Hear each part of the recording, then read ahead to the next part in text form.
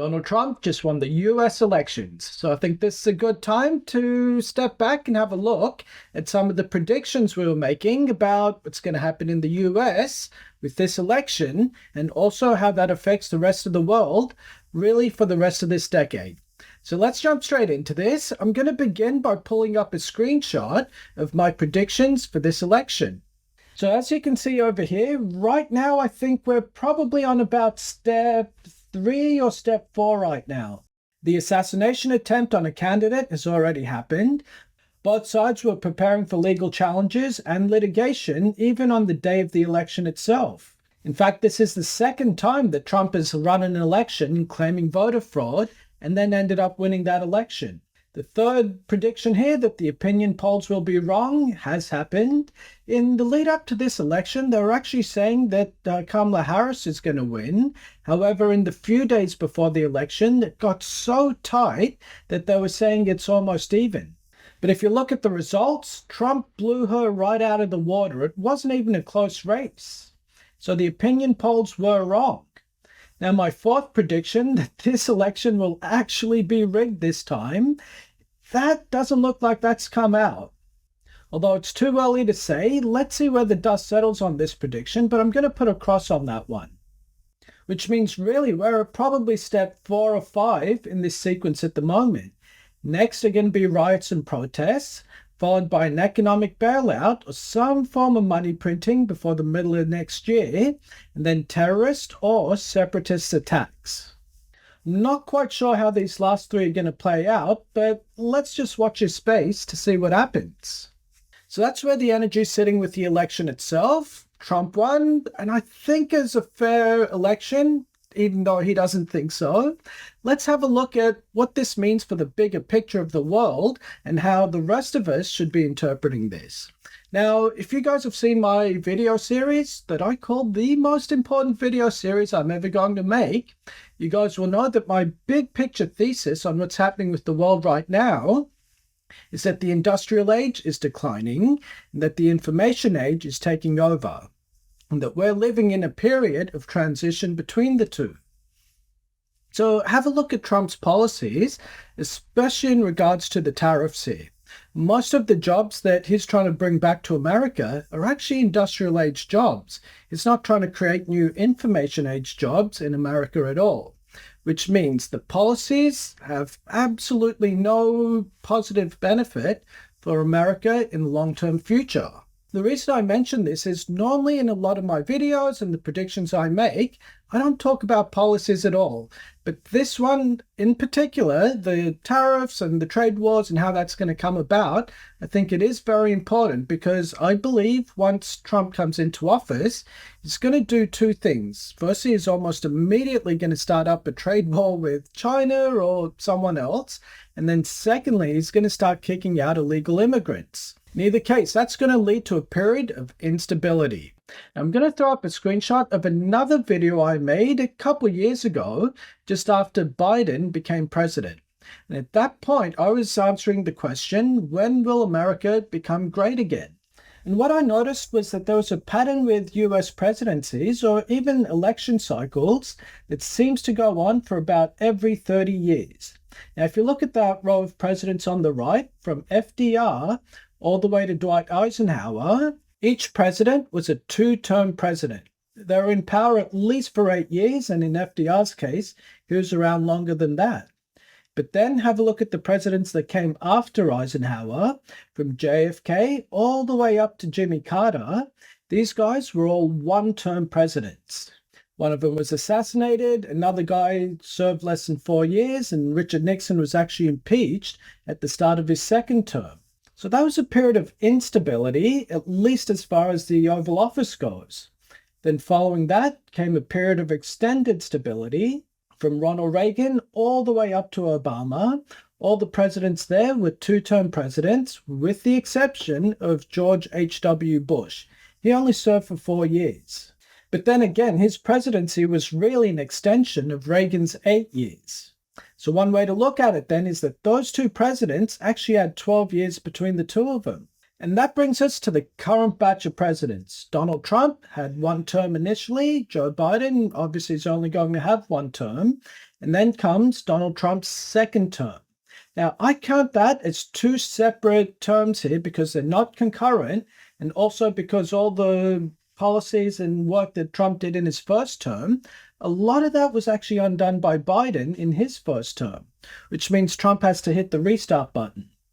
Now, the point I'm trying to make here is the next two presidents, I think, are going to have unstable scenarios working around them, which means if the head of America is unstable, at least for the coming term and the two terms that come after that, that's going to reflect poorly on America's growth in the years ahead. Now, in that video, I predicted that America is going to start to become great again in 2032. Which is in around about 8 years from now. So let's watch that space and see what happens with that. Now, the reason I mention this is I also want to have a look at the big picture on what's going on with the world. So I'll throw up a screenshot from another one of my videos called my Decade Cheat Sheet. And the key date to look over here is that of 2026. That's going to be a period of optimism that we're currently going through from 2023 to the end of 2026. At that point, there's going to be an economic disaster that hits the world. And the reason this is important is because that's actually the middle of Trump's next term. Try and look at the energy from a symmetrical manner here. When Trump first came into the White House, he beat an unpopular woman and then took a populist vote to take on the presidency. After that point, the economy started doing really well, and in the middle of his first term, COVID hit and the economy went down the gutter. Looks to be that a second replay of that first term is going to happen now. He's already beaten an unpopular female candidate. Now the economy, I think, should start to do really well, but in the middle of his term, there's going to be some sort of economic disaster that undoes a lot of his hard work. And if you look at my predictions on specific markets that will do well over this decade, you'll notice a lot of them terminate in the year 2026. So we're going to have to watch this space very carefully because there's something brewing now that will lead to that bigger outcome later on. Ostensibly, it's most likely going to be a result of Donald Trump's tariffs and the trade wars that are going to go on around the world right now. Seems to be the best place to be is outside the US dollar, which means, I think in a roundabout kind of way, we're looking at the end of the US dollar as a reserve currency. In other words, we should expect the US markets to boom at least for the next 2 years.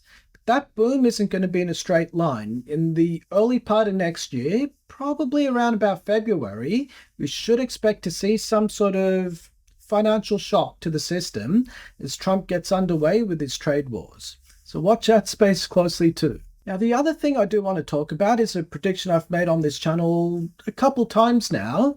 That was the prediction that the first Gen X president is going to be an outstanding leader. And obviously it's too early to tell who that is right now, but I do want to shine a spotlight on J.D. Vance, the soon-to-be American vice president. This guy's only 40 years old, which means if he succeeds Trump, and still that's a big if, we don't know if he will or not, but if he succeeds Trump, he's going to be the first Gen X president. So I think we should all watch him very closely over the next 4 years, because if he does eventually become president, he's going to be an outstanding leader. I should probably actually do a video on him at some point in the future. Actually, on that note, let me throw up a video that I did on the hands of Kamala Harris. We were predicting lots of struggles to happen for her in the year 2025. And Donald Trump is already on the record saying that this time that he's president, he's actually going to try and jail a lot of his political opponents. So we should pay attention to what she's going to be getting up to in the next year or two as well. However, one person who's expected to succeed in this time is Elon Musk. He bet heavily on Donald Trump winning, and his horse came in. So let me throw up a screenshot of a video I made a while ago on what's going to be happening with him and Tesla stock. Now we should probably do a quick review over here because I don't think I've done it for this video. That first prediction, the price fall between July to September, that's already taken place. The second prediction, the price rise from October onwards, that's starting to take place now. In fact, since that September-October period when he openly came out and started supporting Trump, Tesla stock price has been shooting up. And just now, since the chaos in the US elections, his stock, Tesla, is up actually 15% overnight. So it's literally unprecedented volatility for his stock.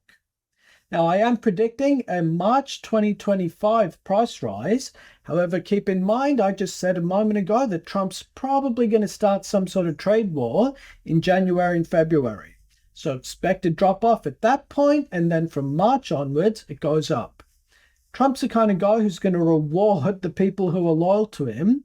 So most likely Tesla and SpaceX are going to be getting a lot of US government contracts.